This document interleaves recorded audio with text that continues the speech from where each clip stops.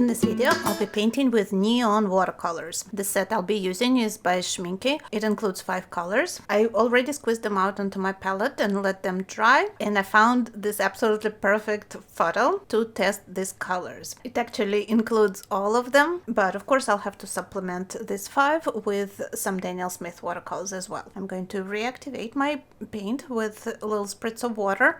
As I start painting, I see that these colors are very light and very transparent, so I'm going to squeeze out some gouache because I need some more intense colors for this picture for the shadow side. Let's just start painting with each object. I'll try to match the object color as closely as possible.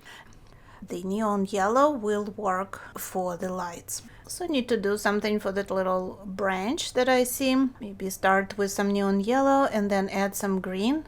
And here the same thing happens. Those colors, that pigment is very, very light, very transparent. It looks very intense on the palette, but when I try to pick it up and apply it, it's very, very light. We'll figure out something during the painting process. I'll keep going with my gouache. I'm going to do a yellow underpainting for those peaches. And let's try neon orange on them. This color does have a little more intensity. And here is the neon pink. I don't know how I was so lucky that in that still life I see all 5 of my neon colors, and when I saw that book I thought this photo would be perfect to try something like this. And I'll tell you right away, the reason for using these neon colors would be, of course, if you need to match a certain color that you see in your reference or in the subject that you are painting. For example, like this book, this color cannot be mixed. You can paint it with some other color, with maybe opera rose or opera pink. It will be close, but it will not be exact because that book is specifically neon pink. So if matching the color is very important for the success of your artwork, then of course you will have to purchase that color if you want to paint with watercolors or basically with any other medium. Another pigment that I want to try in this painting is Lapis Lazuli. It's by Schminke as well. On the palette, it looks a lot darker than on the label on the tube. I think it looks pretty accurate on screen. It's kind of grayed out blue, very unusual specific color. And it's also very granulating because I guess it's a mineral pigment. I can see it separating in that little porcelain cup that I'm using, and I can also see it granulating on my paper right away as soon as I start applying it. Sometimes it's hard to get granulation on paper, but this is a beautiful granulating color. It was not part of the set, but I think this could be definitely a good addition to a palette, especially for someone who is interested in landscape painting. This color looks very organic, and I think it will work for a lot of nature subjects. Before I continued working on the objects in my still life, I decided to paint the background. I don't have black pigment on my palette like we see in the reference photo, and I think Indigo by Daniel Smith will work better in any case. So I am just going to apply it everywhere on the background, painting negatively, painting carefully around all the objects, and using a flat brush, trying to use a lot of pigment and get a dark background to make those very light neon objects stand out on that background. My next step will be to paint the shadows.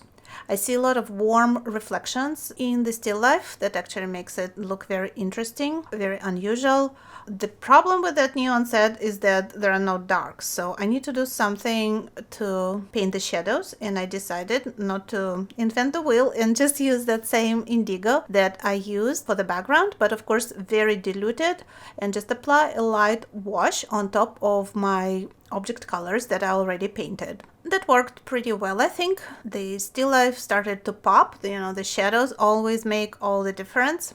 Somehow I think those neon colors and that whole composition looks very art deco, so I'm getting that vibe from my painting. In certain sense, those neon colors are easy to work with because they're so light and transparent, you can't overdo it. So you can apply several layers and still have that transparent watercolor effect. I'm still using that same indigo in diluted form on top of my Lapis Lazuli wash. I'm struggling a little bit with the geometry. That's the trick with painting still lifes with watercolor. We have to draw with a brush and we have to be very precise in our painting. We can't usually just throw paint on paper in a loose manner like we do it with flowers or with landscapes. But it's also a good brush control exercise. I try to paint all these circles and straight lines and actually do a good job on them. With these neon colors, I would say yellow and green are the lightest and most transparent. Orange and pink have a little more body, a little more intensity, and blue is almost not neon, it's almost like a regular color. So it goes on with pretty good saturation right from the start.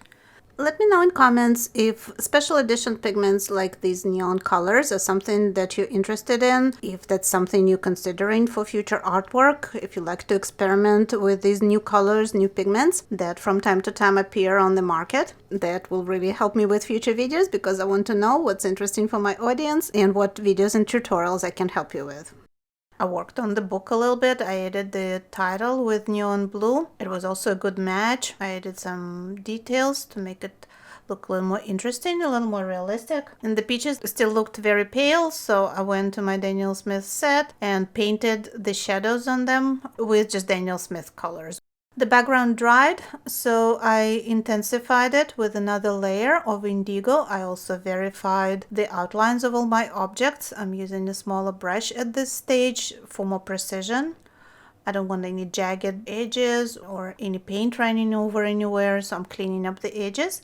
You see, the darker I make the background, the better those neon objects stand out. This painting kind of started, I felt it would be a disaster, but somehow it all worked out in the end. And I did do quite a few corrections with white ink, Dr. Paige Martin's pen white, just because it's a difficult subject. There is so much geometry that had to be precise, which is hard to do with watercolor, especially since I didn't want to spend a huge amount of time working on this. It was just an experiment to test the pigments. So white ink is perfect for making small corrections and getting all that geometry straightened and figured out. Adding a few highlights, a few more areas of reflected light. This is also important for creating form in still life. And here is the final result, painted with Schminke neon watercolors. Help other artists to see this video by liking or sharing it. To see future videos, subscribe and click the bell button to be notified when they're published. Thanks again and stay creative!